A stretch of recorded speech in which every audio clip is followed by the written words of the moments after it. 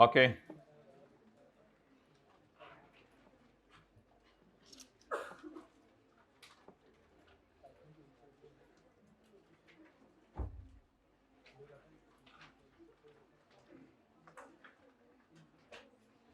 Page number 240।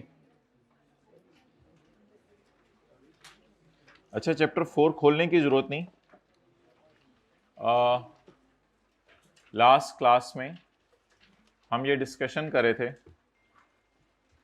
बिल्कुल आखिरी class में पिछली दफ़ा हम ये डिस्कशन कर रहे थे कि अपोर्शनमेंट ऑफ डिडक्शन और apportionment of expenditure third row में आ जाए, एक ही लफ्ज़ है, थर्ड रो में आ जाए। अपोर्शनमेंट ऑफ डिडक्शन और अपोर्शनमेंट ऑफ एक्सपेंडिचर एक ही लफ्ज़ है। हमारे लॉ के अंदर दो चीज़ें हैं, एक है मैंने आपको बताया था इनकम टैक्स ऑर्डिनेंस, ये 2001 में आया था, और एक है इनकम टैक्स रूल्स, ये 2002 में आए थे। तो हमारे लॉ में दो चीजें हैं, one is income tax ordinance 2001 and the other is income tax rules 2002।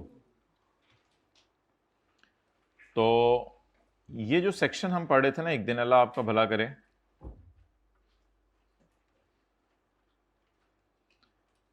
ये सेक्शन था अपोर्शनमेंट ऑफ डिडक्शंस और ये था अपोर्शनमेंट ऑफ एक्सपेंडिचर, लेकिन हेडिंग एक ही है, कोई फर्क नहीं एक्सपेंडिचर और डिडक्शन में।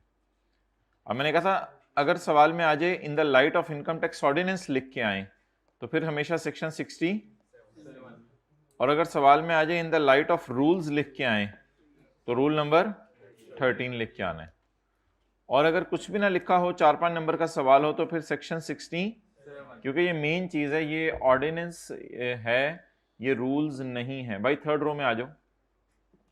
ओके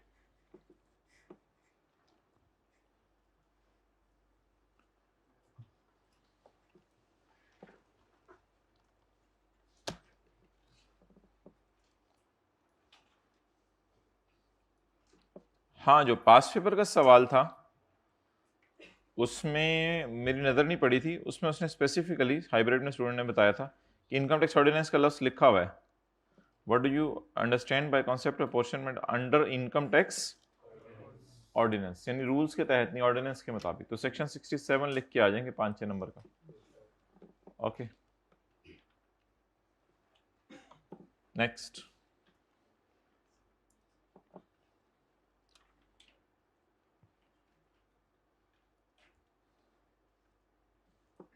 वापस आ जाएं चैप्टर 11 पे,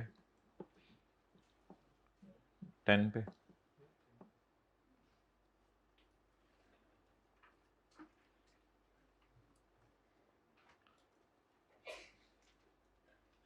अच्छा जी, एक हमने डिस्कशन ये की थी कि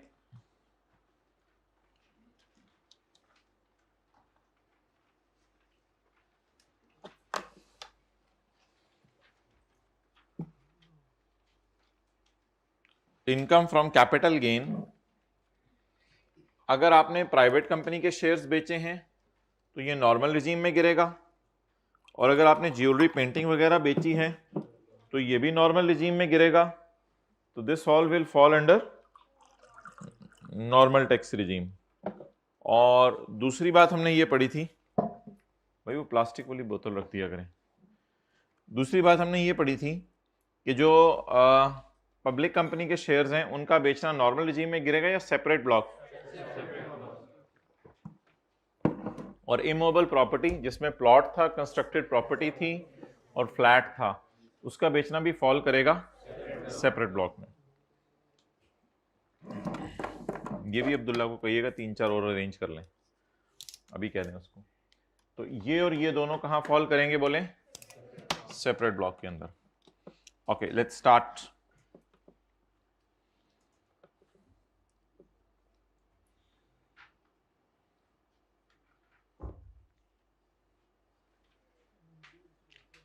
अब कई दफा ऐसा होता है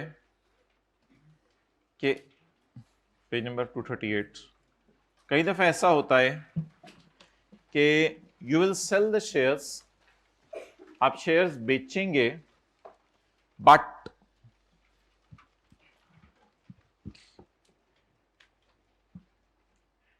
वो शेयर्स का बेचना सेक्शन 37 में फॉल करेगा।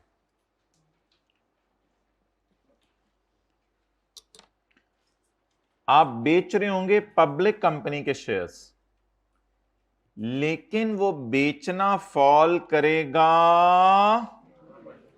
नॉर्मल टैक्स रिजीम में। एक्सेप्शन ही एक बताने लगा हूं। आप बेच रहे होंगे किसके शेयर्स बोले? पब्लिक कंपनी के शेयर्स, लेकिन वो बेचना कहां फॉल करेगा? नॉर्मल टैक्स रिजीम में। नॉर्मल टैक्स रिजीम का मतलब है कौन सा सेक्शन लगेगा? सेक्शन 37। सेक्शन इधर आ जाए, थर्ड रो में, फोर्थ रो में सेक्शन 37 लगेगा। कब?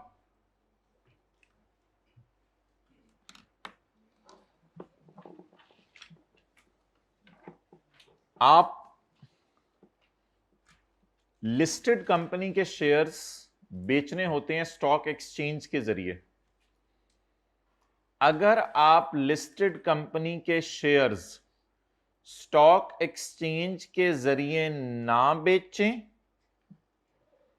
और कोई बारों बार गेम करने की कोशिश करें और स्टॉक एक्सचेंज को बीच में ना डालें, और इसके साथ साथ नेशनल क्लियरिंग कंपनी एक पाकिस्तान में है, NCCPL, नेशनल क्लियरिंग कंपनी एक पाकिस्तान में है, उससे ट्रांजैक्शन रूट ना कराएं। जब आप शेयर्स बेचते हैं तो नेशनल क्लियरिंग कंपनी जो है इस ट्रांजैक्शन को रूट करती है और वो एविडेंस गैदर करती है कि आपने ये शेयर्स पब्लिक कंपनी के सही तरीके से बेचे हैं या नहीं बेचे, लिस्टेड कंपनी के सही तरीके से बेचे हैं या नहीं बेचे। तो अगर आप स्टॉक एक्सचेंज और NCCPL को बायपास करके शेयर बेचने की कोशिश करें तो फिर वो शेयर्स का बेचना सेक्शन 37A की बजाय सेक्शन 37 में गिर जाएगा। अच्छा, उसका नुकसान ये होता है कि आपको पता है सेक्शन 37 वालों के ऊपर टेबल 1 और 2 लगता है।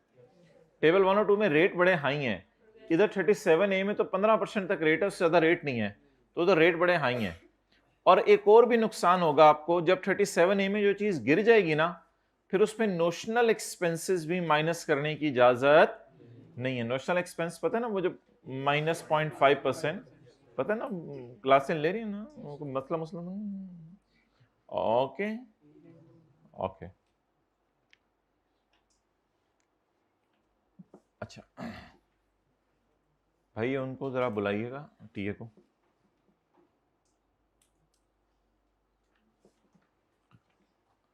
However, normal tax liability under section 37 shall apply. Getting the point? Normal tax liability under section 37 shall apply. भाई टेस्ट का क्वेश्चन पेपर का जो सफा है ना, जिसपे वो सवाल था एक इनकम ऑफ प्रॉपर्टी वाला, थोड़ा सा पता नहीं वो पहले सफे पे था दूसरे सफे पे था, जिसमें पुराना जा रहा था नया आ रहा था, पता नहीं कोई पहले पेज पे था। तो वो टेस्ट के क्वेश्चन पेपर का पहला पेज जो है सबके लिए फोटोकॉपी करा के ले आए, मेरे लिए ना लगिएगा। अच्छा, तो साथ वाले को घूर के देखें, अगर सैटरडे को नहीं आया था, जल्दी जल्दी जल्दी घूर के देखें। अच्छा, वापस आ जाएं। आज तैयार हैं कैपिटल गेन अदर सोर्स सुनाने के लिए? कितने लोगों ने सही दिल से तैयारी की है? हाथ खड़ा करें, जो मर्जी सुन लें कैपिटल गेन अदर सोर्स में से। कितने लोग इंशाल्लाह कह रहे हैं एक मौका और दे दें, कल इंशाल्लाह सुनाएंगे? वो लोग हाथ खड़ा करें, एक मौका और दे दें, कल सुनाएंगे। भाई दरवाजे खोल दो, जाएंगे। अच्छा,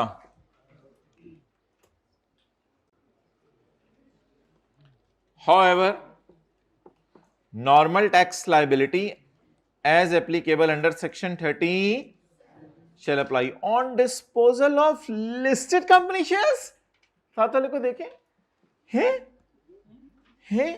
लिस्टेड कंपनी के शेयर पे क्या लागेगा? Shares of listed company made otherwise than through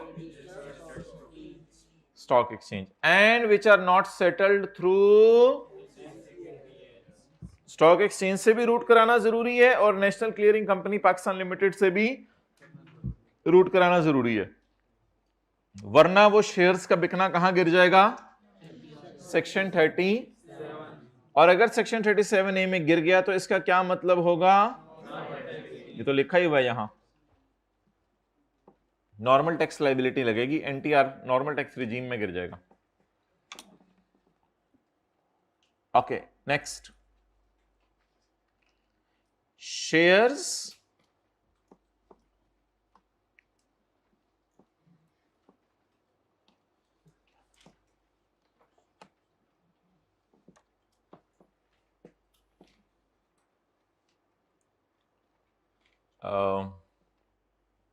जब इनिशियल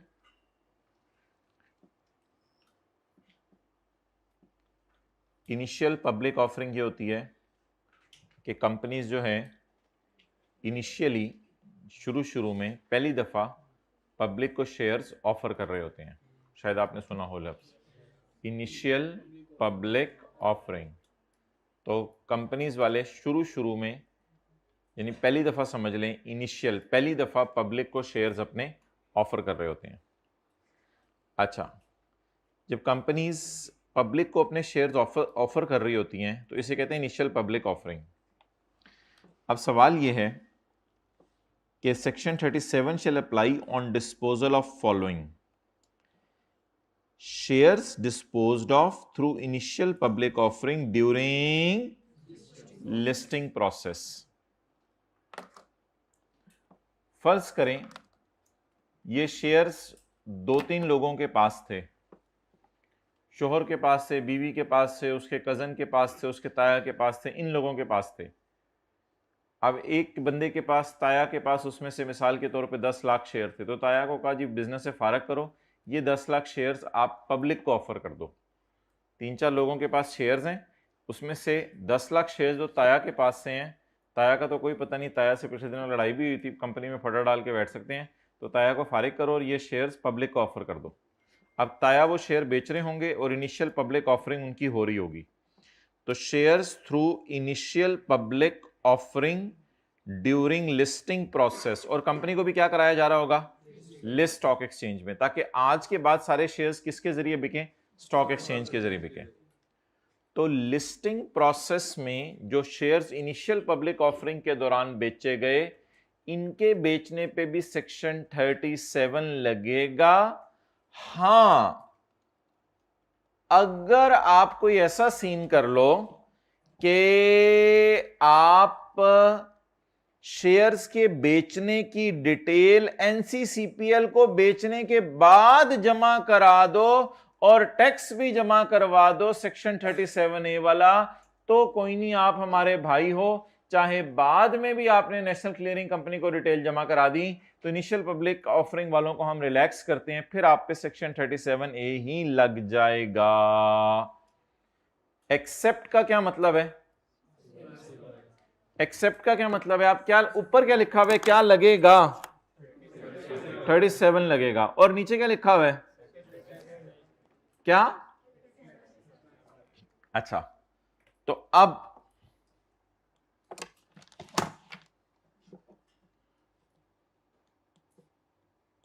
शेयर्स आपने डिस्पोज किए,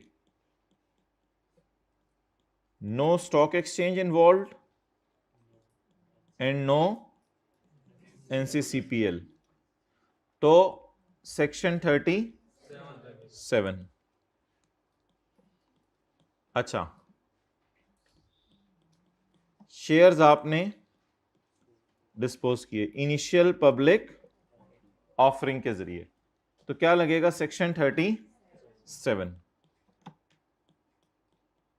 सबर, शेयर्स आपने डिस्पोज किए इनिशियल पब्लिक ऑफरिंग के जरिए, बट डिटेल आपने एनसीसीपीएल को दे दी, detail is given, but detail to NCCPL is given, बाद में डिटेल आपने आपको दे दी, एंड टैक्स पेड, और टैक्स आपने पे कर दिया जो 15% बन रहा था, फिर आपको रिलैक्सेशन है, आप पे क्या लगेगा? सेक्शन 37A लगेगा। तो 1 में ये बात की है और 2 के अंदर ये 2 बातें की हैं। कुछ समझ आई, नहीं समझ आई? तो initial public offering general rule में कहां जाएगी? सेक्शन 37। लेकिन अगर इनिशियल पब्लिक ऑफरिंग का गवर्नमेंट को बता दें एनसीसीपीएल को और टैक्स भी जमा करवा दें तो फिर कहां चली जाएगी? Section 37A। 37 और 37A में फर्क क्या है? 37 वालियों को सिर्फ इनकम में ऐड किया जाता है, फिर लेस नहीं किया जाता। इनको न्यूमेरिकल के फेस पे डाल के ऐड किया जाता है, फिर लेस किया जाता है, फिर इन पे अलग रेट लगाए जाते हैं। 37A के मुताबिक जमा कराएंगे आप।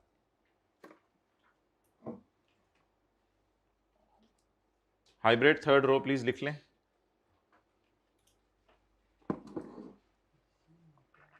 थोड़ी मेहरबानी होगी।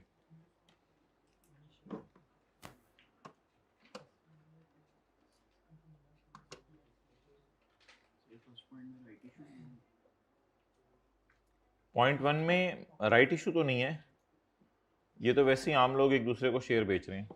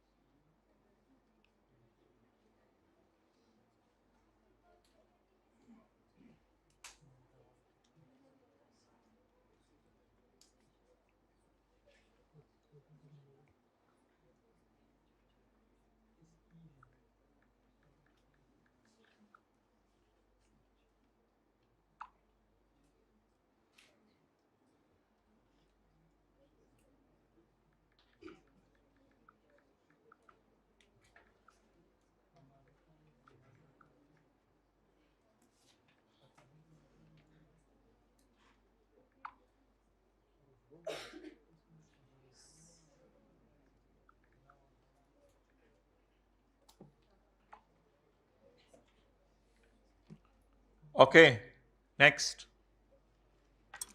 डन? कोई मुंह हिला दिया करें, हाइब्रिड वाले भी फिजिकल वाले भी। डन? ओके, शुक्रिया। याद करें जल्दी से। जनरल रूल तो हमारा वही है, प्राइवेट कंपनी पे कौन सा शेयर लगेगा? सॉरी क्या लगेगा? Normal tax regime. और पब्लिक कंपनी पे? लेकिन अगर ऐसी पब्लिक लिस्टेड कंपनी हो जिसके शेयर्स आप स्टॉक एक्सचेंज और एनसीसीपीएल के अलावा बेच रहे हो तो सेक्शन 37 लगेगा। और ऐसी पब्लिक लिस्टेड कंपनी हो जो इनिशियल पब्लिक ऑफरिंग कर रही हो तो उस पे भी सेक्शन 30। हाँ, अगर वो एनसीसीपीएल को बता दे और टैक्स पे तो फिर माथे से जरा बाल हटाओ, मुझे लग नहीं रहा आप क्लास में हो। हाँ, अब सही है। आगे चलें।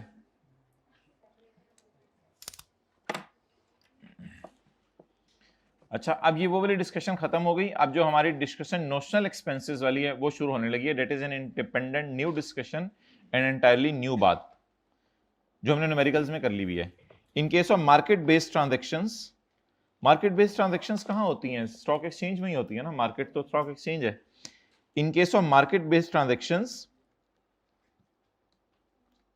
मार्केट बेस्ड ट्रांजैक्शंस कहां होती हैं? In stock exchange.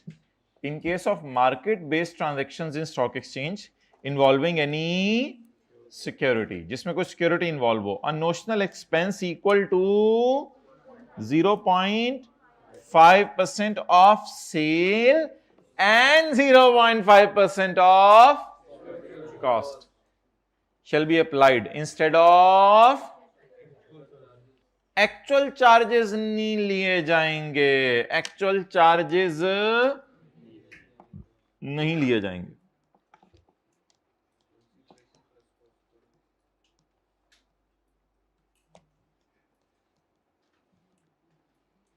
सिक्योरिटी आपने डिस्पोज की, cost 100, sold for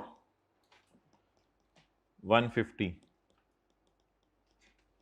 commission 12, government levy, कोई गवर्नमेंट को टैक्स दिया होगा, ये इनकम टैक्स नहीं है, नॉट एन इनकम टैक्स, ये कोई और टैक्स है, नॉट एन इनकम टैक्स। कोई भी टैक्स दिया होगा गवर्नमेंट को, अब आपने सिक्योरिटी डिस्पोज की, now what will be your answer? Your answer will be gain 150 minus 100 minus 0.5% of 250। इसको आपने पेपर में इग्नोर कर देना है। हाँ हाँ हाँ हाँ, जरा जोर लगा, हाँ हाँ हाँ,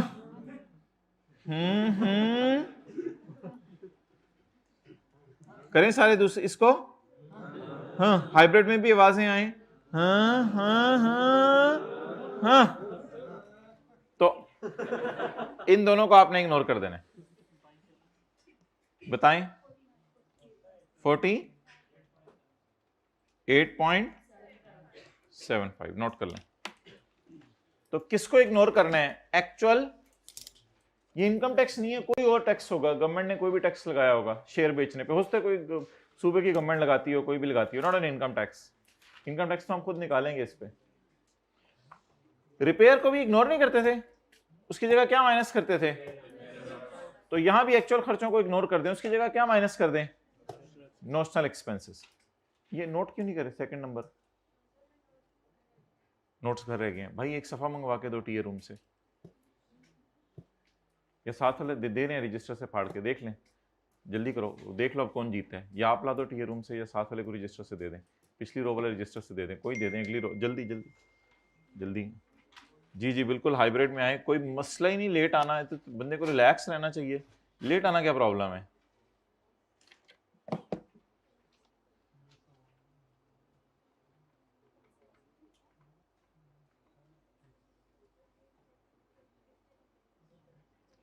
फर्स्ट रो में आ जाए, फर्स्ट रो खाली पड़ी है, पूरी फर्स्ट रो खाली पड़ी है, जल्दी करें हाइब्रिड में, डू नॉट वेस्ट टाइम, दूसरों का टाइम ना जाया करें ना। क्या कोई चीज गुम गई है?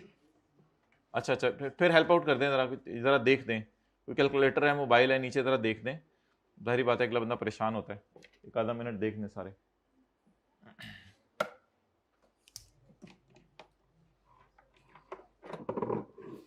वरना फिर आप उधर ऑफिस में चले जाएं और जाके उनको बता दें कि है, ताकि वो कैमरे में चेक कर लें।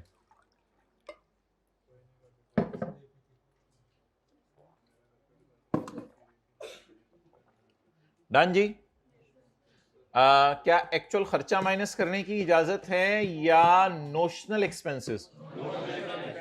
इन case of security, in case of if the transaction is market based. Market based means कहां से रूट हो रही है? स्टॉक एक्सचेंज से।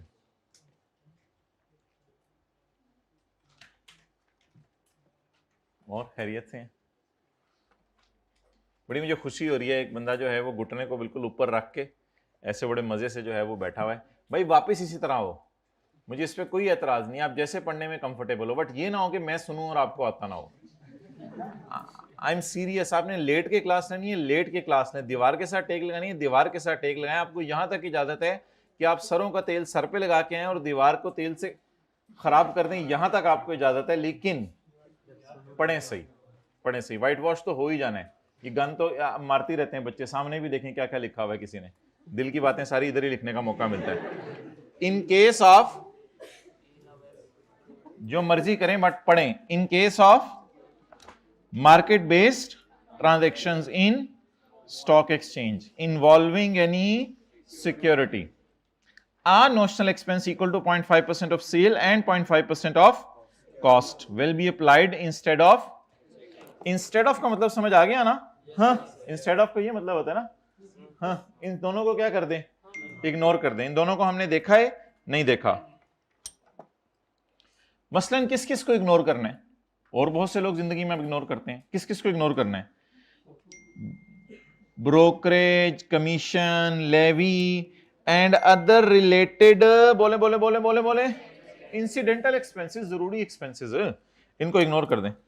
This notional deduction however does not apply to open end mutual fund और future contracts initiated by Pakistan mercantile exchange.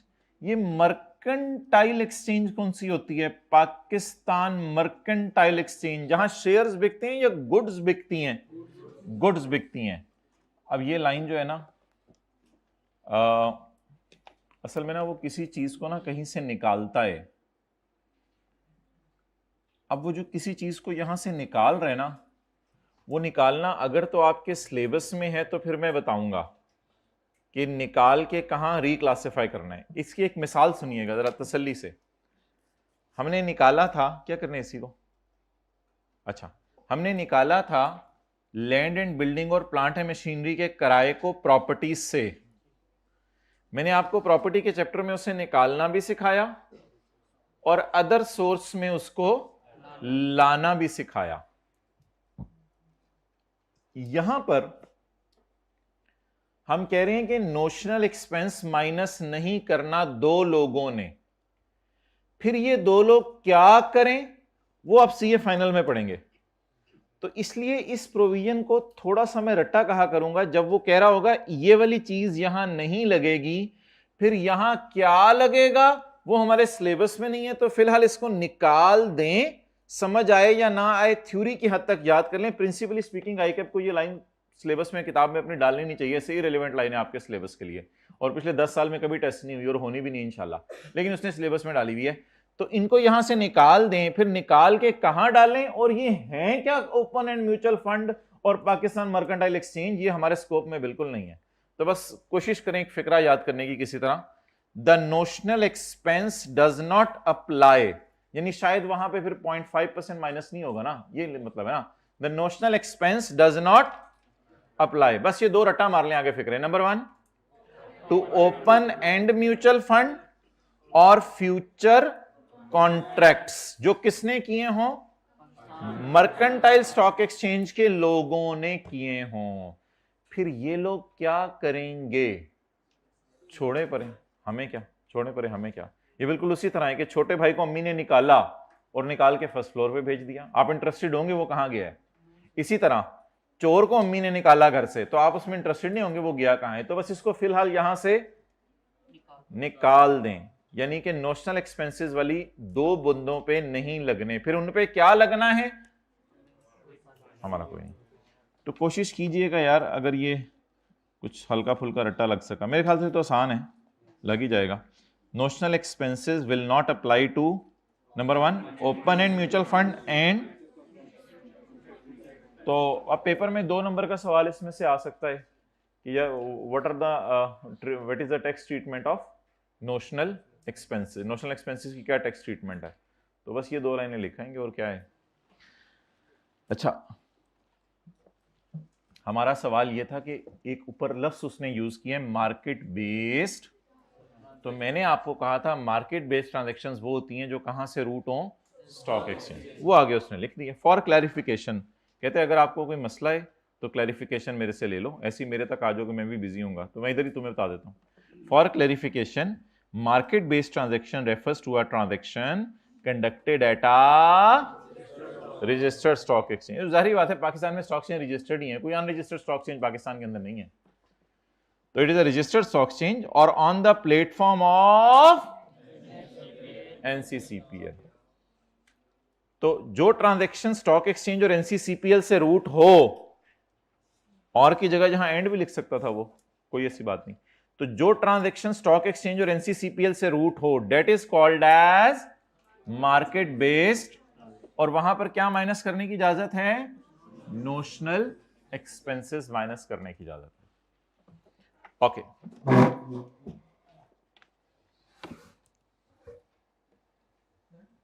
जी कौन सा?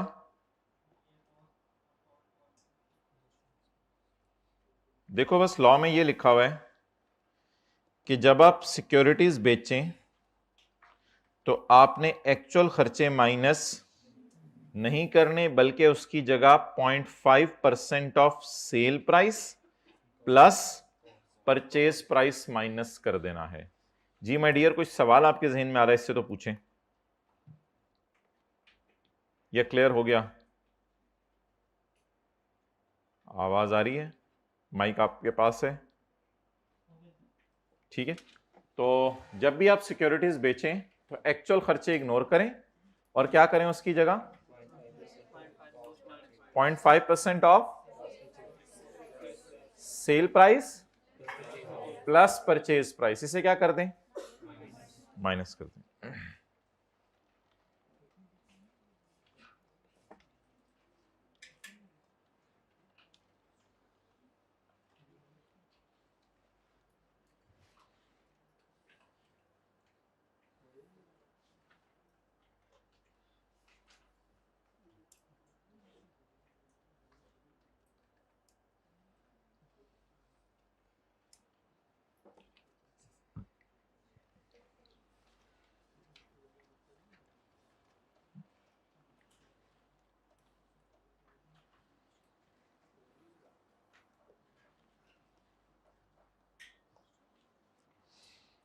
चलें, इसका एक सवाल जो है ना वो कल करेंगे, मुझे याद करा देना इसका सवाल बना के लाने में, इसका एक सवाल कर लेंगे कल। ओके चलें जी, आगे आ जाएं, पेज 240।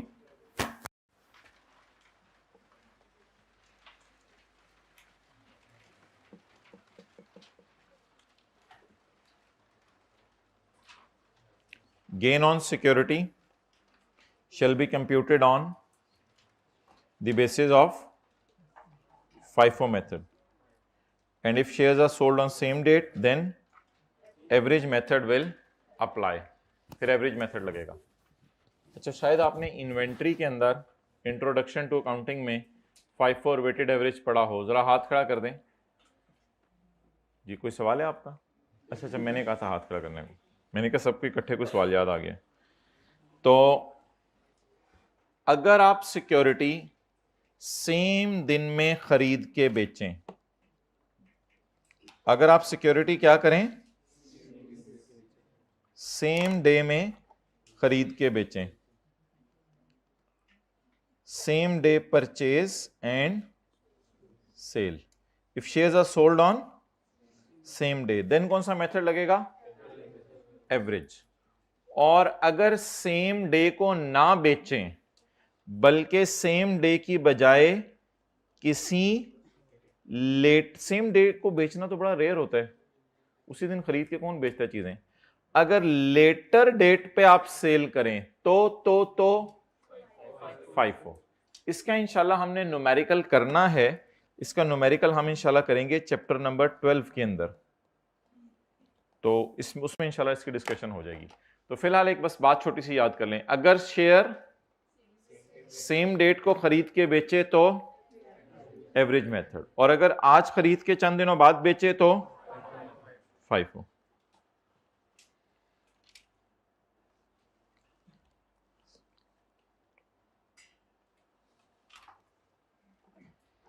अच्छा जी, एक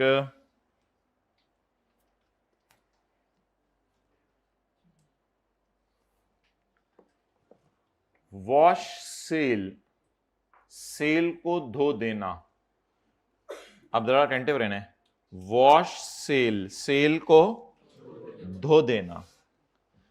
हुआ ये कि आपने जो है वो एक मोबाइल खरीदा, सॉरी बेचा, आपने अपना मोबाइल बेचा और शाम को आप जो है उस मोबाइल को यूज कर रहे थे। अब आपने एक तरफ बेच भी दिया मोबाइल और दूसरी तरफ शाम को उसको, वो सेल ही क्या जिसको दोबारा खरीद लिया जाए, वो सेल ही क्या उसको दोबारा खरीद लिया जाए। तो वॉश सेल का मतलब है आपने चीज पहले बेची और बाद में उसको दोबारा जाकर खरीद लिया, अम्मी के कहने पे बेच दी, बाद में उस चीज से इतनी मोहब्बत थी कि दोबारा जाके खरीद ली, नाफरमान बच्चा। अच्छा, अब हुआ क्या कि लॉ मेकर आपको एक चीज कह रहा है, मिसाल के तौर पर आपका एक पोर्टफोलियो है, पोर्टफोलियो का मतलब है टू मेनी शेयर्स, आपके पास बहुत सी कंपनी के शेयर्स हैं, आपके पास एक बास्केट पड़ी हुई है जिसमें कंपनी ए के शेयर्स पड़े हुए हैं, कंपनी बी के, कंपनी सी के, कंपनी डी के, कंपनी ई के, कंपनी एफ के, कंपनी जी के, बहुत सारे शेयर्स पड़े हुए हैं। दैट इज योर पोर्टफोलियो और योर ब्रीफ केस। 2025 चल रहा था, आपको गेन आया इस कंपनी के शेयर्स बेचने पे। इस कंपनी के शेयर्स आपने बेच दिए, आपको गेन आया 25 मिलियन का। अब आप सोच रहे हैं मैं इस गेन से कैसे टैक्स अवॉइड करूं। तो आपने एक गेम खेली, आपने अपने पोर्टफोलियो पे नजर मारी, इस पर नजर मारी, इस पे नजर मारी, इस पे नजर मारी, इस पे नजर मारी, इस पे नजर मारी और सुराख करके इस पे नजर मारी। आपने इस पे नजर मारी और नजर मार के देखा इनमें से मैं क्या बेचूं तो मुझे लॉस आए, ताकि वो लॉस मेरे गेन को खा ले। लॉस लाना आपका मकसद नहीं है, लेकिन अब कोई चीज अगर सस्ती बिक रही है तो लॉस ही आना है, आप और क्या कर सकते हैं, आपके कंट्रोल में तो नहीं है गेन लॉस। आपने गेन आने के बाद ये सोचा इस साल अब मैं क्या बेचूं कि जिस पे आए, क्योंकि आपका गेन पे टैक्स देने को दिल नहीं चाह रहा। तो आपको इस कंपनी के शेयर नजर आए मिसाल के तौर पे, आपने कहा इनको बेचता हूं। कंपनी वाई के शेयर्स पे आपको गेन आया और अब आप जो है वो कोई ऐसे शेयर्स ढूंढ रहे हैं जिन पे आपको क्या आए, लॉस आए। तो कंपनी एक्स के शेयर्स पे आपको लॉस आ गया 16 मिलियन का। अब आप जो टैक्स देंगे वो किस इनकम के ऊपर देंगे, 9 मिलियन। 9 मिलियन पे आप टैक्स देंगे। लॉ मेकर कहते हैं कोई मसला ही नहीं, कोई मसला ही नहीं, बट ठीक है, खैर है, आप 9 मिलियन पे टैक्स दें। लेकिन एक रिस्ट्रिक्शन है मेरी तरफ से, वो सुन लें कि इनको दोबारा खरीदिएगा ना, इस सेल को वॉश नहीं करना, इस सेल को, ये तो गेन आ गया ना, मजे से एंजॉय करें इस गेन को। लेकिन ये जो आपने सेल किया, अगर इसमें 2 नंबरी की ना कि ये बेचे मुझे दिखाने के लिए और 4 दिन बाद जाके वही खरीदे हुए थे शेयर शाम को आपने, तो इसकी इजाजत मेरे भाई नहीं है। तो सिंपल सी बात है, आपको जिन शेयर्स में क्या आ जाए उन शेयर्स को आप मत खरीदा करें। कितने अरसे के अंदर अंदर, 1 महीने के अंदर अंदर। हां, उसके बाद अगर आपने खरीदने हैं वो आपकी मर्जी। अब अगर आप बेचे हुए शेयर्स जिन पे लॉस आया था उनको 1 महीने के अंदर अंदर दोबारा खरीद लेंगे तो सजा ये मिलेगी कि ये जो लॉस माइनस हुआ था ये क्या हो जाएगा, डिस अलाउ हो जाएगा। जब ये लॉस डिस अलाउ होगा तो आपको 9 मिलियन पे टैक्स देना पड़ेगा या 25 माइनस 0 पूरे 25 मिलियन पे। तो बता दें किस चीज की इजाजत नहीं है, जिन शेयर्स पर लॉस आया उनको अगले 1 महीने तक दोबारा खरीद। अगर इनको आपने दोबारा खरीद लिया 1 महीने तक तो इसका नाम पड़ जाएगा वॉश सेल। सेल को धो दिया, सेल को आपने खत्म कर दिया, वॉश कर दिया, दोबारा उनको क्या करके, परचेज करके। अच्छा, इफ आफ्टर सेल, भाई सेल हुए हैं तो लॉस आया ना, इसको इस तरह कर दें, ये देखें भाईजान, मैं नोट करने का टाइम दूंगा, आप प्लीज पहले सीए करें। डिस्पोजल ऑन, डिस्पोजल ऑन तो नहीं होना चाहिए, डिस्पोजल गेन किस पे आया, कंपनी वाई पे, और डिस्पोजल पे क्या आया, लॉस कंपनी एक्स पे। If after sale I bye them in 1 month, then EN वाला, AN वाला, then I will pay tax on 9, on 9, on 20, and if I do not buy them in 1 month, then I will pay tax on 9. चलें जी, note करें। That's very important. You're supposed to note it down. Otherwise, I will beat you.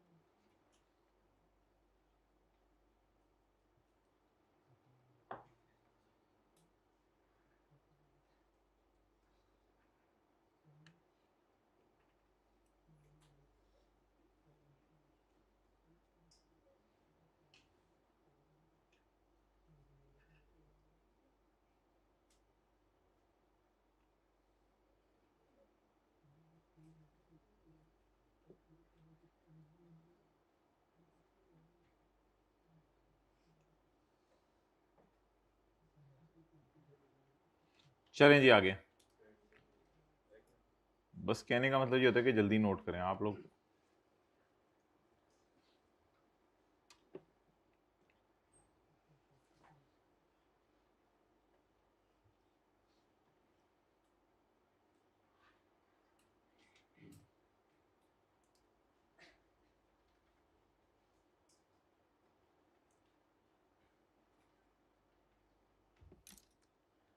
चलो चलिए, दुनिया थी उस नुखड़े।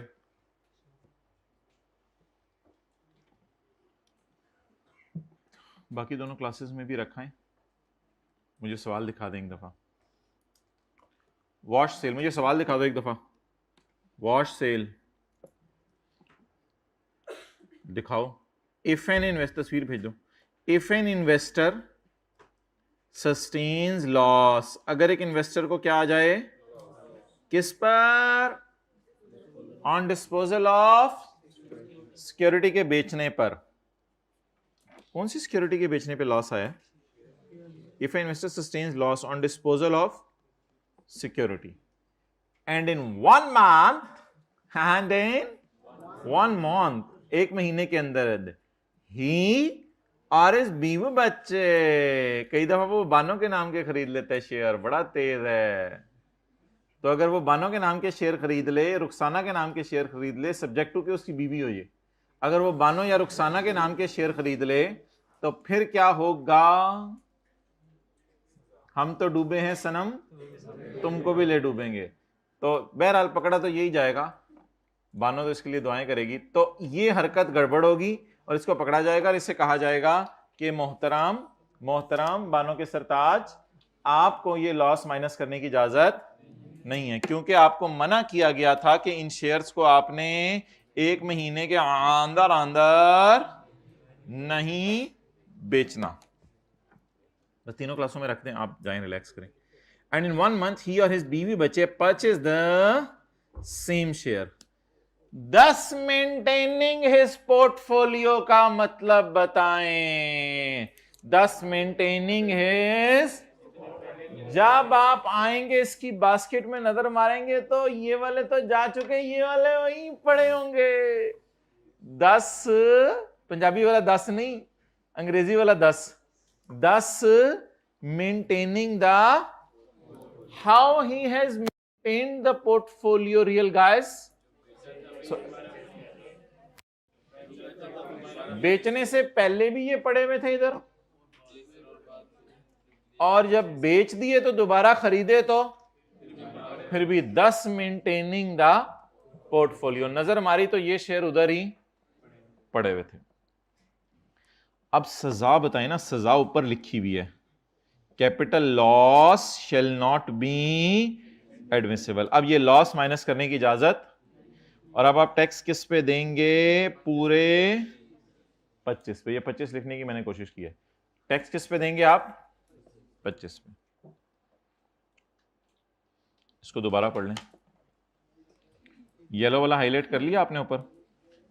अल्लाह आपके साथ वाले को एक हाईलाइटर खरीदने की तौफीक दे मोबाइल का कवर बेच के। कैपिटल लॉस, कवर बिकेगा तो मोबाइल के टूटने का चांस जल्दी होगा, मोबाइल टूटेगा तो दिल नहीं लगेगा उसमें, फिर दिल पढ़ाई में लगेगा। दिल ने तो लगना ही है, या मोबाइल में लगे या पढ़ाई में लगे, इसलिए पढ़ाई में लगा लें। अगर एक इन्वेस्टर को क्या आए, हाँ जगह जी लगाने की दुनिया नहीं है। If an investor sustains a loss on disposal of and in 1 month ही और हिज बीवी बच्चे purchase the same share, thus maintaining the portfolio,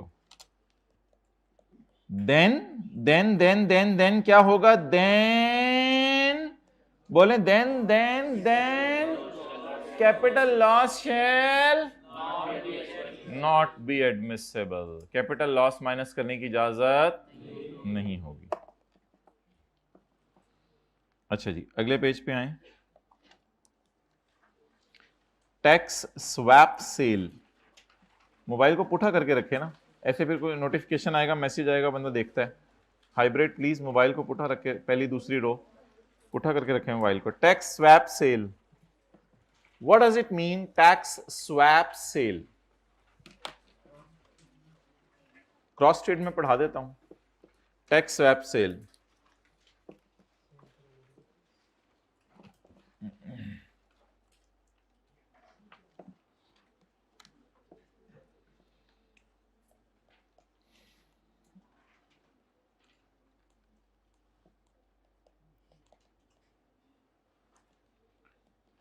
company biscuit के आपने शेयर्स बेचे, आपको गेन आया 30 का, और कंपनी बाटा के आपने शेयर्स बेचे, आपको लॉस आया 18 का। जवाब 12 पे आपने टैक्स देने। If you purchase shares of company service, आपको पता है सर्विस भी जूते बनाती है, जूते, ये भी जूते बनाते मारते हैं और ये भी जूते बनाते हैं। If you purchase shares of company service, नहीं याद रहेगा तो ठीक है, फिर हश पपीस कर लें।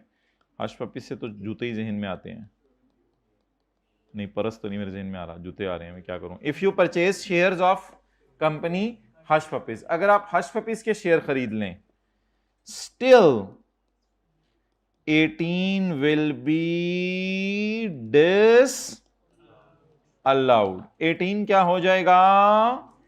डिस अलाउ हो जाएगा। 18 क्या हो जाएगा? डिस अलाउ हो जाएगा। स्टिल 18 विल बी, बोले बोले बोले बोले बोले,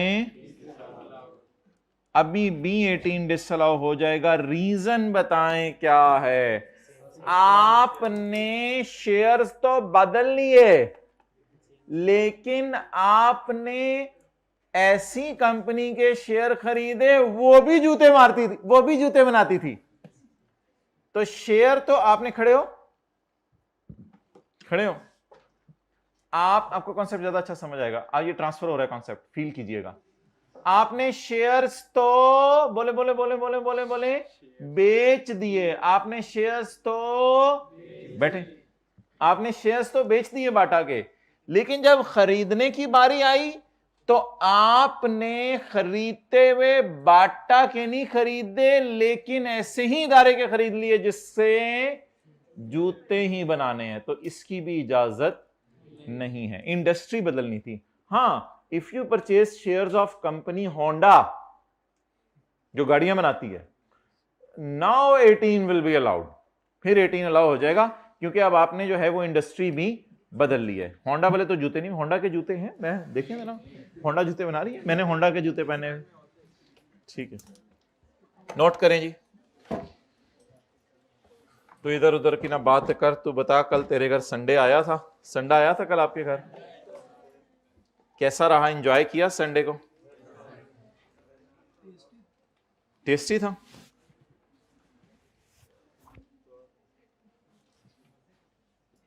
जी,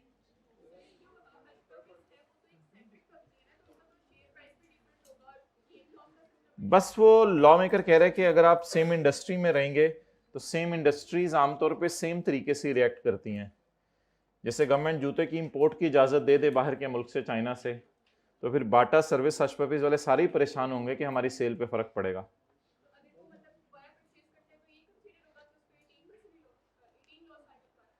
नहीं नहीं, उसने तो अभी परचेज किए हैं, वो जब कभी हश पपीज बेचेगा तो फिर वो तो अलग बात है।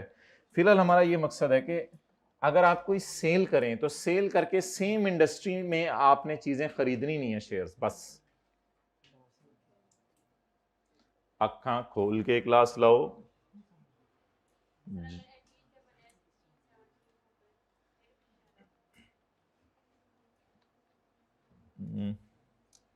नहीं, मुझे समझ नहीं आया आपका सवाल। देखें इधर 16 है, तो बस 16 विल बी डिसअलाउड। दो सवाल रिपीट करें, मुझे नहीं समझ आया जी। 18 वाला सवाल दोबारा पूछ लेना, क्या सवाल था पहले?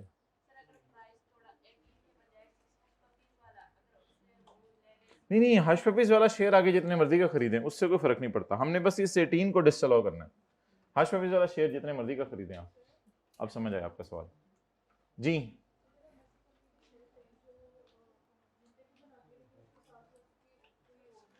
हाँ बस ठीक है, फिर आप अलाउ कर दें।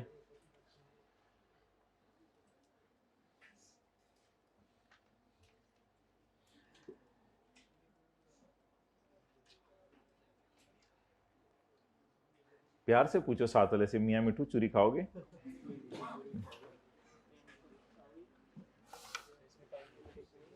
चूरी कौन सी, शक्कर वाली खाते हैं चीनी वाली?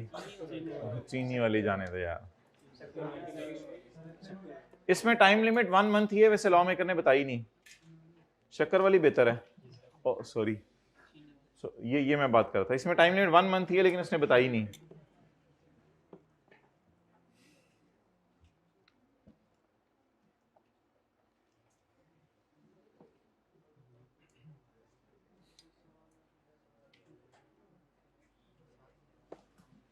अल्लाह जो इंशाल्लाह आपको बबलू देंगे ना, उनको शक्कर, देसी घी, खालिस दूध और tax swap sale, tax swap sale. In this case, साथ वाला शर्मा क्यों जाता है ऐसी वाला सुन के? अल्लाह देंगे इंशाल्लाह। In this case investor who realized loss, in this case investor who realized, इनको उठा दें जरा, in this case investor who realized does not repurchase the same share. In this case he chooses another same या similar security in the same sector का मतलब बताएं।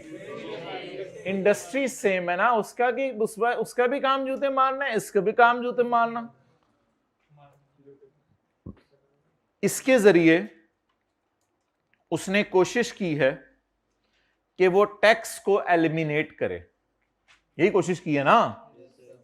इसके जरिए उसने कोशिश की है वो टैक्स को एलिमिनेट करे।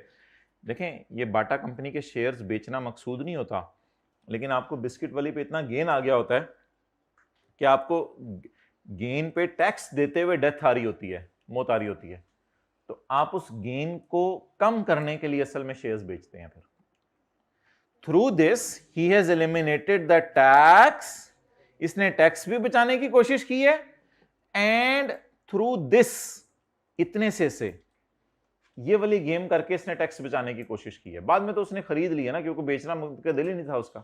Through this he has eliminated the tax and has maintained the portfolio. No, the portfolio is changed now. अब किसके शेयर है हमारे पास? हाँ, he has maintained the portfolio at same risk return profile. इस बात का मतलब बताएं, he has maintained the portfolio at same risk return profile. उसके पोर्टफोलियो की प्रोफाइल का रिस्क सेम है, शेयर सेम नहीं है। रिस्क कैसे सेम है? रिस्क कैसे सेम है कि गवर्नमेंट अगर कह दे आज के बाद पाकिस्तान में जूते बनना बंद, तो बाटा भी जूते बनाते हैं, हश पपीज भी जूते बनाते हैं, दोनों परेशान होंगे। तो रिस्क दोनों का सेम है। इसी तरह गवर्नमेंट अगर कह दे आज के बाद बाहर का जूता नहीं आएगा, तो बाटा वाले भी खुश, हश पपीज वाले भी खुश कि लोकल इंडस्ट्री प्रमोट होगी और हमारे मजे होंगे। रिटर्न प्रोफाइल कहते हैं इसे। और अगर गवर्नमेंट इनके बारे में इनके टैक्सेस बढ़ा दे, गवर्नमेंट का जूते बनाने वाले 20% टैक्स और देंगे, तो रिस्क बाटा का भी बढ़ गया, हश पपीज का भी रिस्क बढ़ गया।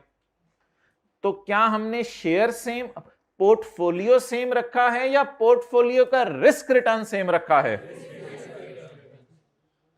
क्या हमने पोर्टफोलियो सेम रखा है या पोर्टफोलियो का रिस्क रिटर्न सेम रखा है?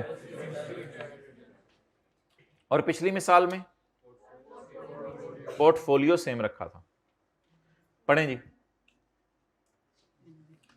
दोबारा। In this case investor who realized, investor कौन होता है?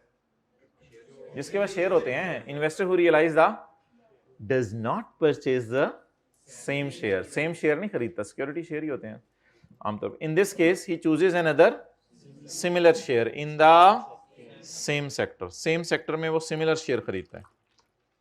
इसके जरिए उसने टैक्स को क्या कर दिया?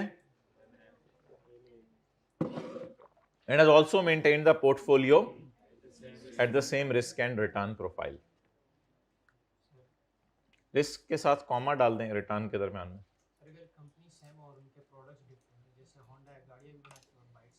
फिर इजाजत हो सकती है। Okay, cross trade, cross trade.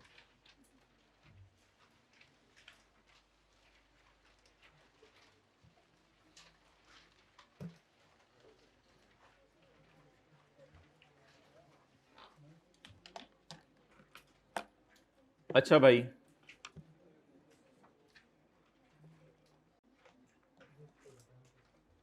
Brokerage house कौन होता होगा? ब्रोकरेज हाउस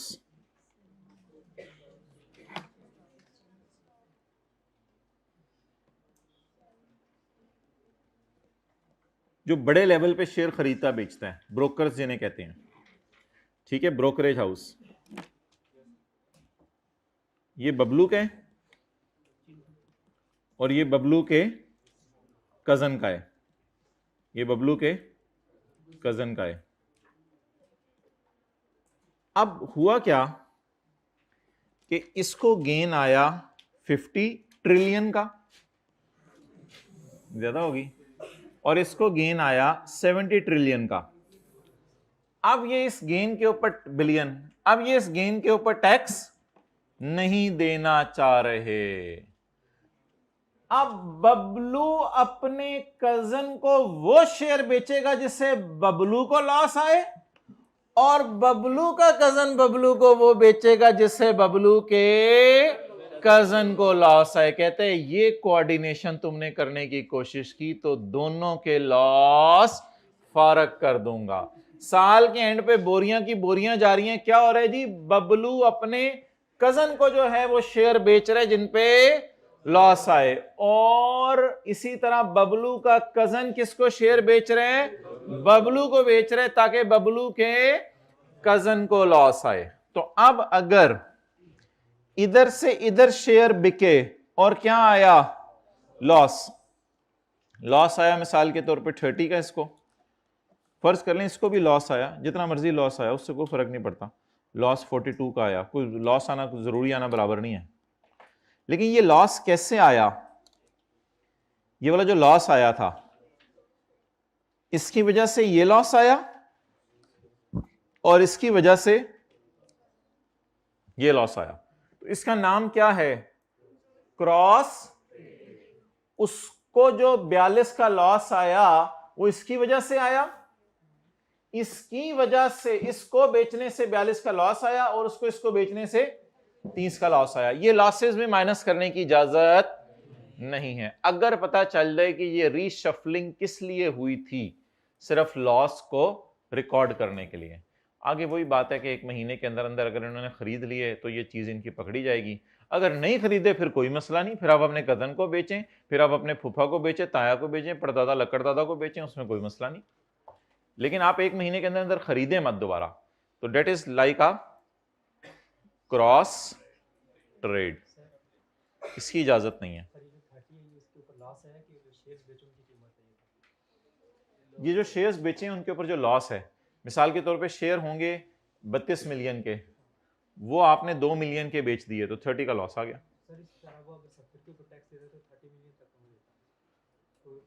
बस अब ये 40 पे टैक्स देगा, ये डिपेंड करता है इस पे कि दोबारा वो शेयर खरीदेंगे या, लेकिन अगर 70 पे टैक्स देता तब उसे 30 मिलियन का नुकसान होता है। बस ये 30 का नुकसान डेड हो जाएगा अगर दोबारा खरीद लिया, बस खत्म, फिर 70 पे टैक्स देंगे आप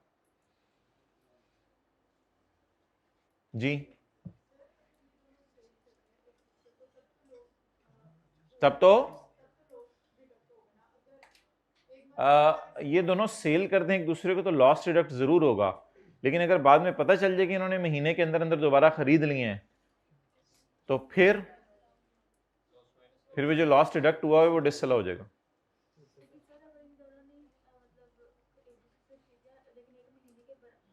एक महीने के बाद बेचने के, 1 महीने के बाद खरीदने, फिर कोई मसला नहीं।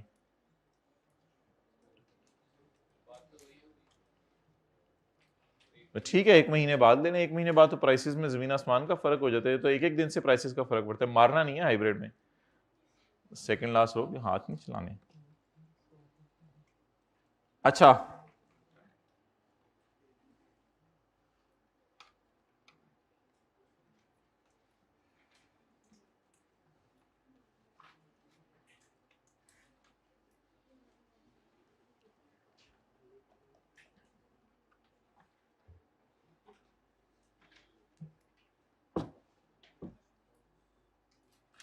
वेयर, मोबाइल यूज करते हुए, where coordinated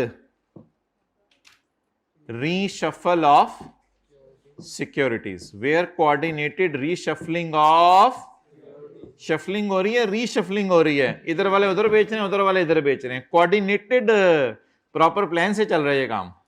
where coordinated reshuffling of securities between two related accounts of, कई दफा एक इन्वेस्टर अपने ही अकाउंट से बीवी के अकाउंट में बेच देता है। तो फर्ज कर लें इधर बीवी हो गई, इधर बेवा, इधर बीवी हो गई, इधर शोहर हो गया, तो बीवी शोहर को धड़ाधड़ शेयर बेच रही है, शोहर बीवी को धड़ाधड़ शेयर बेच रहे, तो लॉ मेकर कहते हैं ये हो क्या रहा है।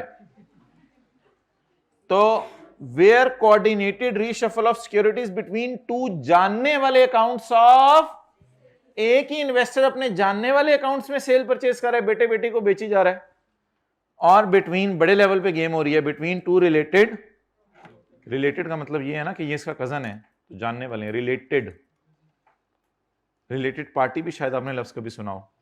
इज अंडरटेकन, ऐसा क्यों हुआ है, to artificially realize capital loss. इस सारी बोरियों के जाते जाते एक बंदा आया, इस सारी बोरियों के बिकते बिकते एक बंदा आया, उस बंदे ने आके कहा कि इतनी बोरियां बिक रही हैं, मुझे भी दे दो, माना कि तुम बबलू के कजन हो तो मैं तो टिंकू का कजन हूं। उन्होंने कहा नहीं, तुम्हें नहीं बेचे जाएंगे, थर्ड पार्टी को बीच में नहीं डालना, क्योंकि ये तो कोऑर्डिनेशन हो रही है, reshuffling, without selling the securities to an outsider को नहीं बेची जाएंगी। हां, अगर आउटसाइडर को बेच दें फिर तो मजे हैं, फिर क्या मसला है, कोऑर्डिनेशन उसी को कहेंगे जब आपस में बेची जा रही हो, और अगर आउटसाइडर को बेच दें फिर तो खैर है, फिर क्या मसला है, फिर तो कोई मसला नहीं जी।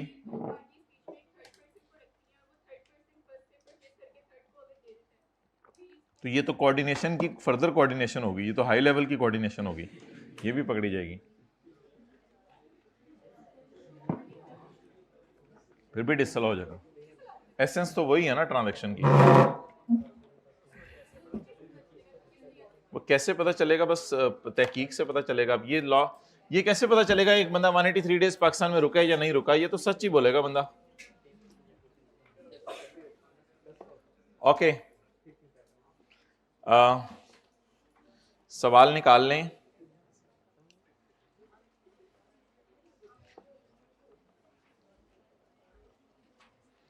भाई सवाल बांटो, हर क्लास में सवाल बांटे जरा प्लीज, हाइब्रिड में कोई सवाल बांट दे भाई, हाइब्रिड में जल्दी से बांट दें सवाल, इधर फिजिकल में भी जल्दी से बांट दें जी भाई। हाँ 3 बंदे हों, क्लास के बाद आ जाओ यार, इट्स वो क्या कहते हैं, हमारे सिलेबस के एतबार से बात है ना, फोगी नो प्रॉब्लम, क्लास के बाद आओ, मैं आपके सवाल इंटरटेन करता हूँ इंशाल्लाह, ठीक है, टीयर रूम में आ जाए। असल में भाई लॉ के अंदर जो है ना, बात को आप फैलाना चाहें तो बहुत फैला भी सकते हैं, कोई मसला नहीं, लेकिन ऑब्वियसली आई कैप का जो टेस्टिंग लेवल है वो सीए फाइनल वाला नहीं है, तो इसलिए हमने अपने सिलेबस के अंदर रहते हुए डिस्कशन करनी है, वो तो हर प्रोविजन पे एक लंबी बहस हो सकती है। तो आपका सवाल मैं ज़रूर इंटरटेन करूँगा, क्लास के बाद आ जाओ। अच्छा यार, कुछ ऑनलाइन वाले हजरात शायद ऐसे हों जो ये लेक्चर लेट ले रहे हैं और उनके पास बुक अवेलेबल हो, अगर उनके पास जो है वो बुक अवेलेबल है तो वो हजरात ऐसा करें, ये जो टेस्ट में सवाल आया था ना, अभी ये जो कल परसों टेस्ट हुआ है, इस टेस्ट के अंदर जो सवाल आया है, तो ये सवाल आपको चैप्टर नंबर 18 के अंदर जो है वो मिल जाएगा। तो वो ऑनलाइन वाले हजरात जिन्होंने सेशन लेट ज्वाइन किया है और उनके हाथों में किताब है, तो वो हजरात जो है चैप्टर 18 निकाल लें। बेशक नाम बताएं क्या है बाजी का?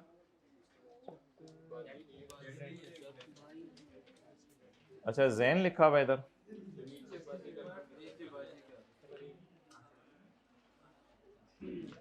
फरहीन कौन बोल रहा है? हाथ खड़ा करें। पेज नंबर कौन से बुक का? नुमान अब्बास।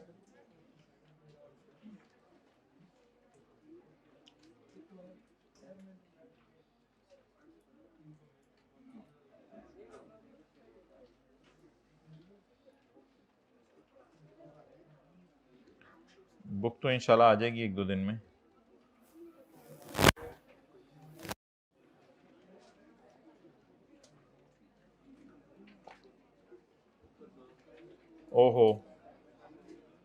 ये तो सारी फिगर्स और सब उसने चेंज किया हुआ है।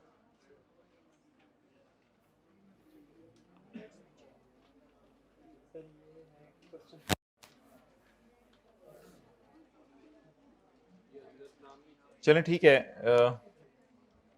इसको भी छोड़ें, इसको इंशाल्लाह कल करते हैं। जो नोट्स बांट दिए उनको साइड पे रख दें, कल इंशाल्लाह टेस्ट डिस्कस कर लेंगे, कोई मसला नहीं। अब वापस आ जाएं कैपिटल गेन में।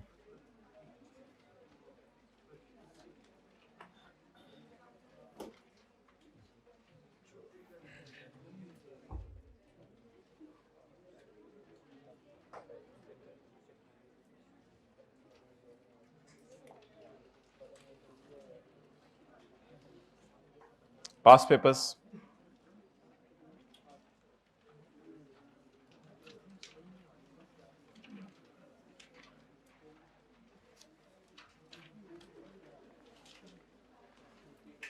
Question number 10।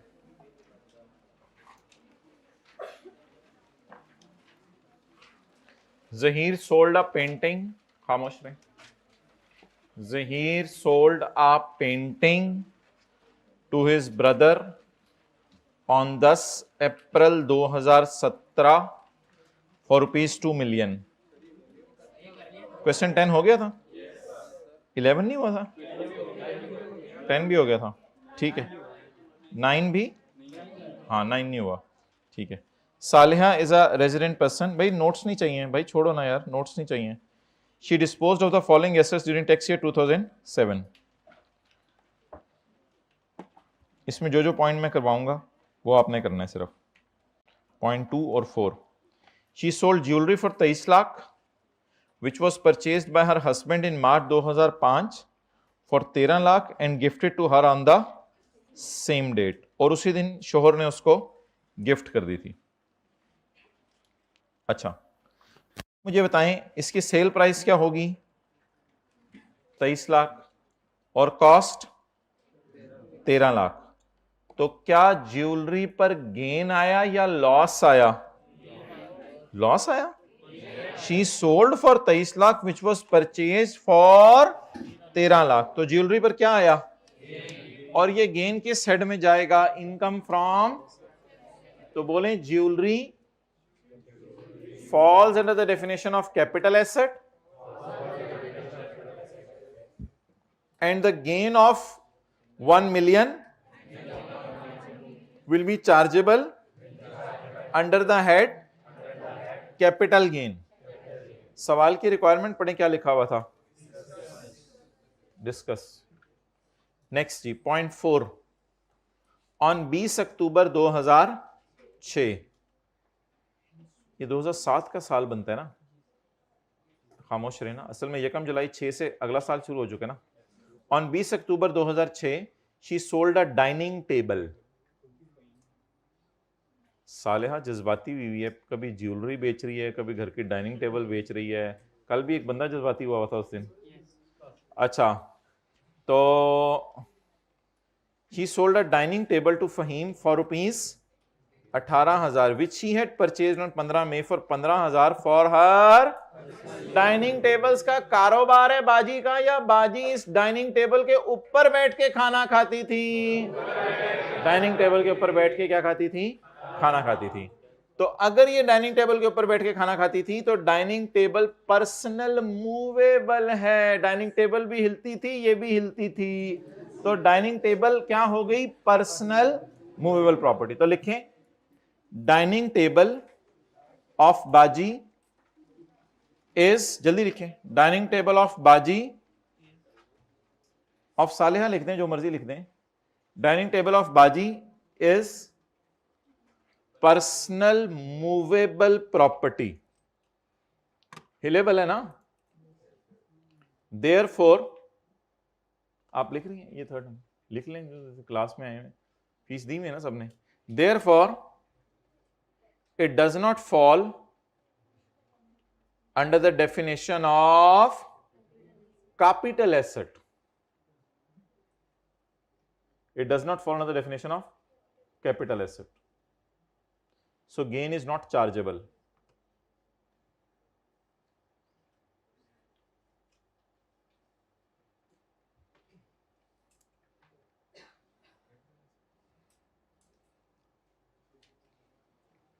इसलिए इस गेन को किसी हेड में भी लेकर नहीं जाएंगे।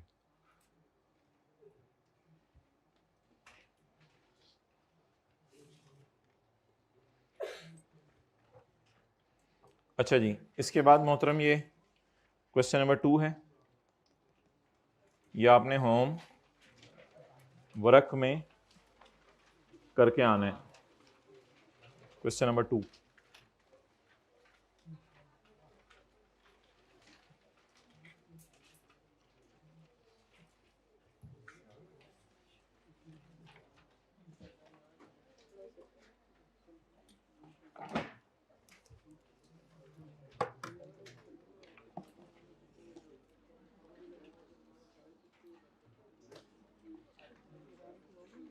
अच्छा भाई इधर देखें,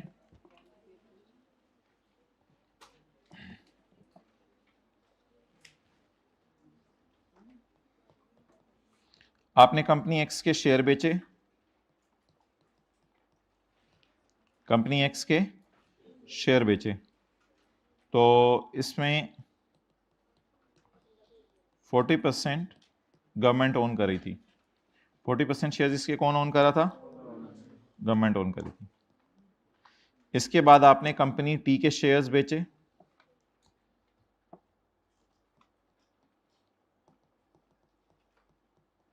शेयर्स डिस्पोज्ड, कंपनी टी के शेयर्स बेचे, ये कंपनी लिस्टेड है, आपने sold through stock exchange and NSE/CPL, done. इसके बाद आपने कंपनी क्यू के शेयर बेचे, वो कंपनी क्या है?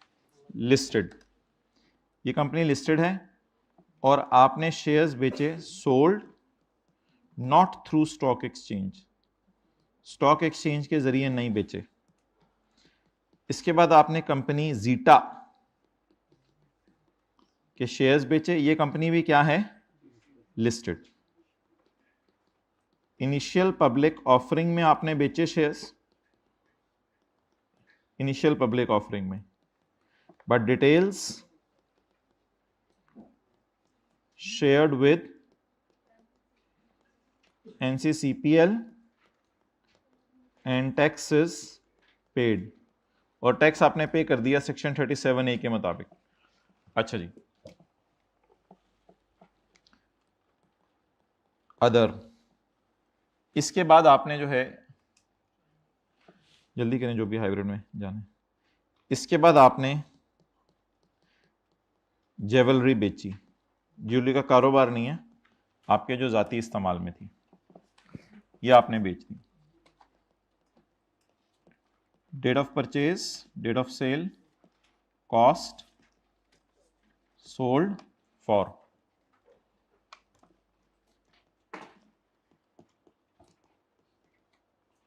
और कमीशन आपने इसके ऊपर पे किया।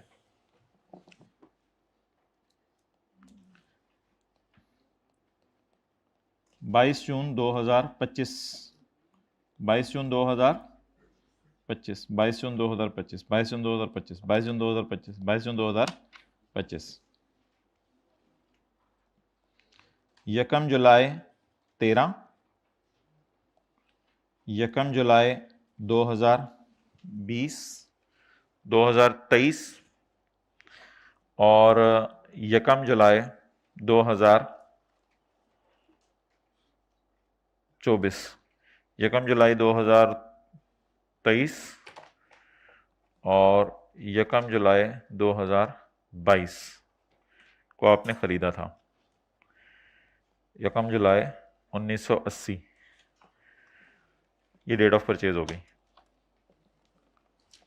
ख़रीदा 200 का, बेचा 250 का, ख़रीदा 210 का, बेचा 260 का, ख़रीदा 20 का, बेचा 30 का, ख़रीदा 18 का, बेचा 36 का, 38 का, ख़रीदा 10 रुपये का, बेचा 4 रुपये का, कमीशन पे किया 3 रुपये, 2 रुपये, कमीशन पे किया 1 रुपये, कमीशन पे किया 1 रुपये, कमीशन पे किया 2 रुपये, कमीशन पे किया 5 रुपये, और कमीशन पे किया 1 रुपये।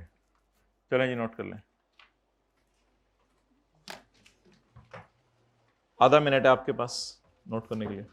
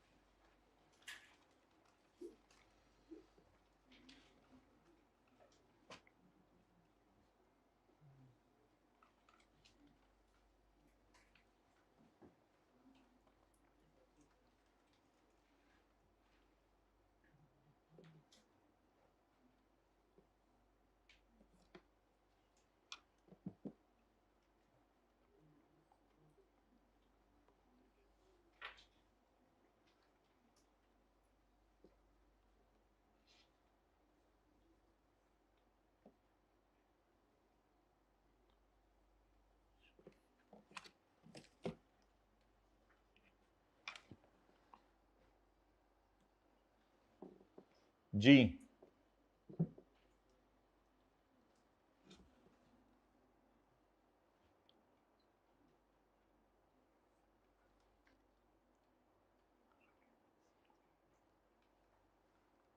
नोट कर लिया तो हाथ खड़ा कर दें। Well done hybrid, third row, last row, well done इधर भी। क्या ये पहले से कर रहे थे? पहले से कर रहे थे तो हाथ खड़ा करें। पहले से कर रहे थे, ओके शुक्रिया, कोई मसला नहीं। साथ साथ समझना चाहिए, कुछ बच्चे समझ लेते हैं साथ साथ नोट करने के, कुछ मेरे जैसे होते हैं नोट ना भी कर रहे हो फिर भी एंड पे समझ नहीं आती।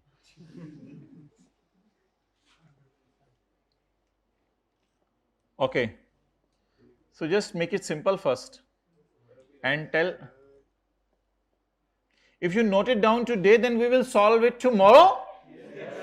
No, then we will solve it on yesterday, and yesterday will never come. We will solve it on yesterday, inshallah.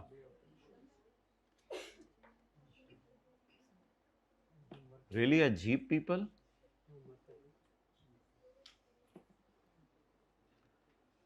Okay.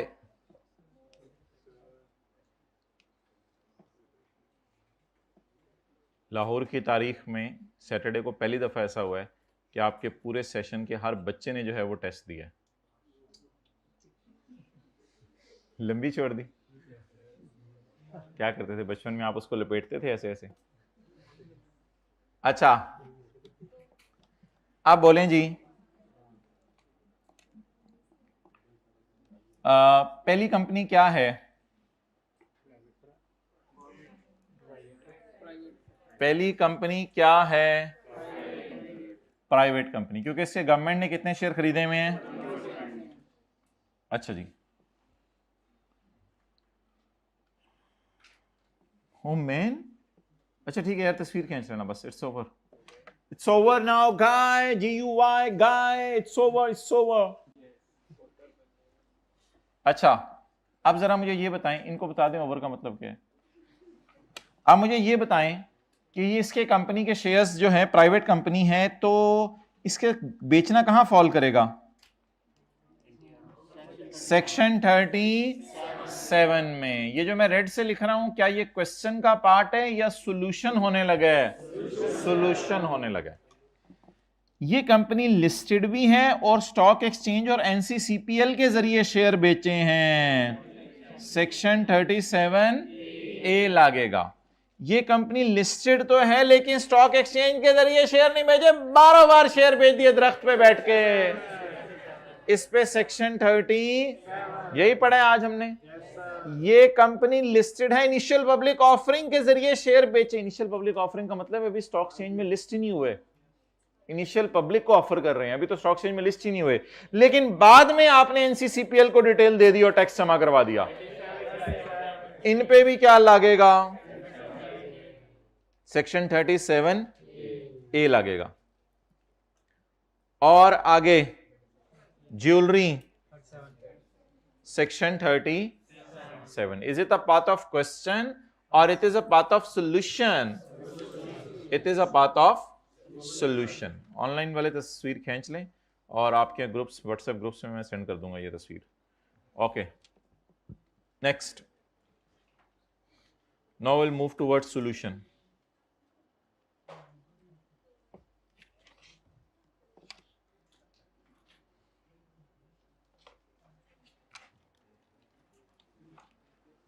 जी,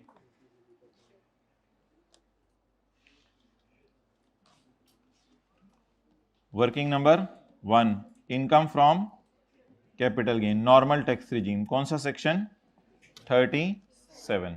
इधर इधर इधर देखें भैया, आप छोड़ें, क्वेश्चन आपको इंशाल्लाह पहुंच जाएगा। आप सोल्यूशन को पहले समझे, फिर नोट करने का टाइम अगर हुआ तो मैं दे दूंगा, वरना कल कर लेंगे, हमें क्या जल्दी है, हमने कौन सा ट्रेन पे चढ़ना है, तो जहाज पे नहीं चढ़ते हम। अच्छा जी, कंपनी एक्स कितने के शेयर्स बेचे? 250 के। खरीदे कितने के थे? कमीशन कितना? 250 माइनस 200 माइनस 3। भाई यहां एक्चुअल कमीशन माइनस होगा, यहां पर नोशनल एक्सपेंसेस माइनस नहीं होंगे। सेक्शन 37 में मैंने आपको बताया हुआ था कमीशन माइनस करना है, तो इधर उधर की ना बात कर, बता तेरा कॉन्सेप्ट क्यों लुटा। लोगों के बॉल पॉइंट कैलकुलेटर लुटते हैं, तेरा कॉन्सेप्ट लुट गया पूरा का पूरा। क्या पेज 235 पे हमने कोई मिसाल की थी जिसमें हमने कमीशन भी माइनस किया था? सेक्शन 37 में क्या कोई मिसाल की थी जिसमें हमने कमीशन माइनस किया था? नहीं की थी मिसाल, ये क्या है फिर? तो ये कमीशन माइनस किया था ना हमने, नहीं याद आ रहा? ये दूसरे सफे पे, ये पहला सफा था चैप्टर का, पहला पहला ये पहला सफा था, और ये दूसरा सफा था। दूसरे सफे पे कमीशन माइनस नहीं किया था चाचू, उस वक्त तुम जो है वो अमरूद खा रहे थे,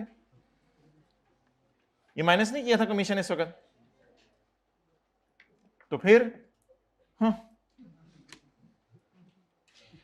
आप बोलें सेक्शन 37 में कमीशन माइनस करना है या नोशनल एक्सपेंसेस माइनस करने हैं? कमीशन माइनस करना है। For further details you can not meet me after class. जी जवाब कितने लोगों को याद आ गया? जरा चलिए आप सुन लें, सेक्शन 37 में कमीशन माइनस करेगा और 37A में नोशनल एक्सपेंसेस माइनस करेगा। ओके, नेक्स्ट, आगे चलें। सवाल किधर है? थले हैं सवाल, होते हैं।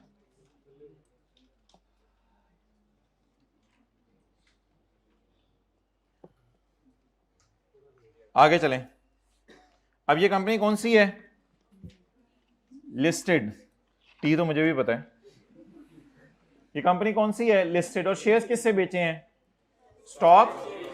अब अगर स्टॉक एक्सचेंज से शेयर बेचे तो कौन सा सेक्शन लगेगा? 37A में एक्चुअल कमीशन माइनस होगा या नोशनल एक्सपेंस माइनस होगा? तो इसका इस पे उंगली रख के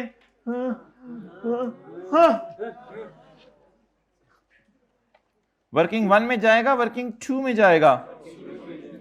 income from separate block, section 37A। Company कितने का बेचा? 260 का। कितने का खरीदा था? और कमीशन को जोर लगाएं, -5% ऑफ 0.5%। चलो 0.5 कर लेते हैं। और कुछ?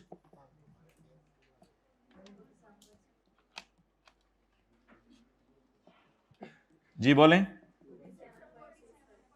47.65, 47.7 कर लें, 65 को राउंड करके।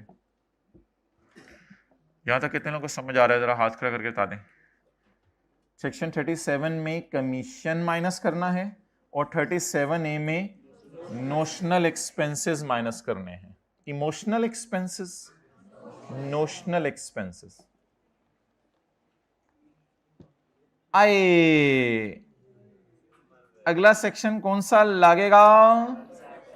37। अगर 37 लागेगा तो इसको गले लगाएंगे, इसको हाँ नहीं करेंगे। इसको तो करना था ना हाँ। देखें भाई 37A होगा तो एक्चुअल खर्चा इग्नोर करके नोशनल एक्सपेंस, और अगर 37 होगा तो एक्चुअल खर्चा। अब 30 minus 20 minus 2, 30 minus 20 minus 8, done, clear clear clear, okay. Company क्यों बोला करें जो दिल में आता है। कंपनी जी, तो आपकी सुई उधर अड़ी हुई है। कंपनी जी, कंपनी जी पे क्या लगाना है,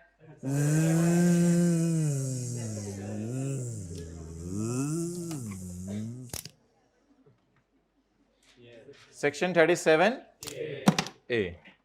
तो 37A में क्या करेंगे, तेरे में से तू माइनस करेंगे और इसमें हाँ की जगह क्या माइनस करेंगे, क्योंकि कौन सा सेक्शन लागे या लगवाऊं, ओके लगवाता हूं अभी। भाई टीका लेके आओ जी। Sale price 38, cost 18 minus 0.5% of 38 plus 18 19 okay guys, हर गाय इधर आए, गेटिंग द पॉइंट। जेवलरी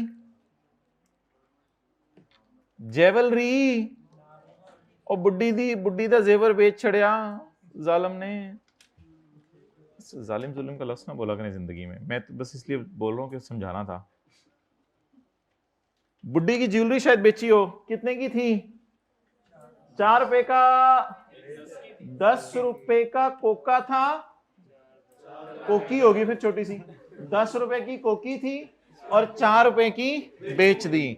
क्या आया, कोका बेचने पे लॉस आया। कोका कितने का बेचा, 4 का। भाई समझने पे फोकस करो यार, हद होगी। ये तस्वीरें ले लो, सारी तस्वीरें ले लो, जो तस्वीरें लेनी है ले लो, तो समझने पे फोकस करो। कितने का बेची कोकी खरीदी कितने की थी, कमीशन कितना, 1 रुपए का, माइनस करेंगे। लेकिन ज्वेलरी पे लॉस रिकॉर्ड करने की इजाजत नहीं है, वो कोका ही क्या जिस पे लॉस आ जाए, तो ज्वेलरी पे लॉस माइनस करने की इजाजत। बाकी इंशाल्लाह इसको कल पूरा करेंगे। बिल्कुल नोट ना करें, ये दोनों तस्वीरें मैं आपसे शेयर कर लेता हूं, कोई मसला नहीं। घर में तसल्ली से इसको एक दफा पढ़ के आइएगा। For further details you can not meet me. भाई ऑनलाइन वाले हजरात, जो मसला आता है मीटिंग में बताया करें, इधर उधर टीए को बताएंगे, किसी और को बताएंगे, ग्रुप्स में बताएंगे। अगर हल ना हो तो मुझे मीटिंग में बताया करें। जूम मीटिंग मंडे को होती है मेरे भाई, आप ही के लिए मीटिंग होती है जी। वेलकम।